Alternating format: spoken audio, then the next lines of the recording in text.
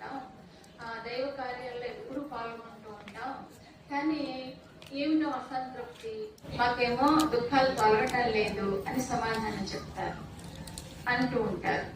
భగవానుడు చెప్తున్నారు, ఎందుకు ఆ దుఃఖం వస్తుంది అన్ని మంచి పనులు చేస్తూ ఉన్నప్పటికీ కూడా అని అంటే మన భావంలోనే తేడా. చేసేదేమో మంచి పనులే, కానీ మన భావంలో అహంకారం పడుతూ ఉంటుంది. అవునా కదా? అబ్బో మేము కదా చేసేస్తున్నాం అని అహంకారం అడుగున లేచి పడుతూ ఉంటుంది కదా. అది 3వ అధ్యాయంలో భగవానుడు చెప్తూ ఉన్నాడు, సహయజ్ఞ ప్రజా సృష్టివా పురోవాచ ప్రజాపతి. మనల్ని భగవానుడు అసలు పుట్టునే మనతో పాటే యజ్ఞభావాన్ని కూడా సృష్టించాడు.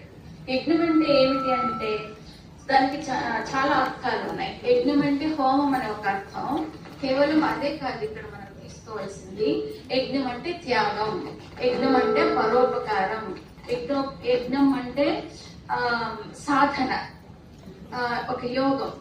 ఇలాగా పరోపకారము, ఆరాధన, త్యాగభావము, ఇన్ని భావనలతో మనం ఆ పనులు చేస్తూ ఉంటే దుఃఖం ఎందుకు వస్తుంది? మనకి దుఃఖం రాదు.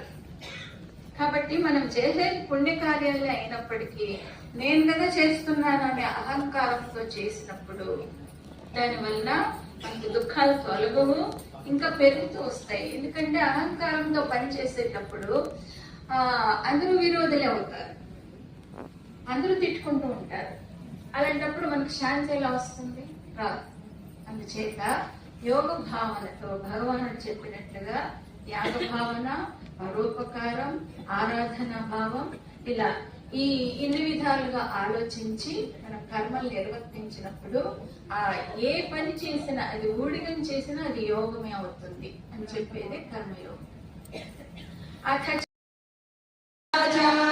కామ్యానాం కర్మణాం న్యాసం సన్యాసం కవయో విదుః సర్వకర్మ ఫలత్యాగం రాహుత్యాగం విచక్షణాః త్యాజ్యం దోషవదిత్యేకే కర్మ ప్రాహుర్మనీషిణః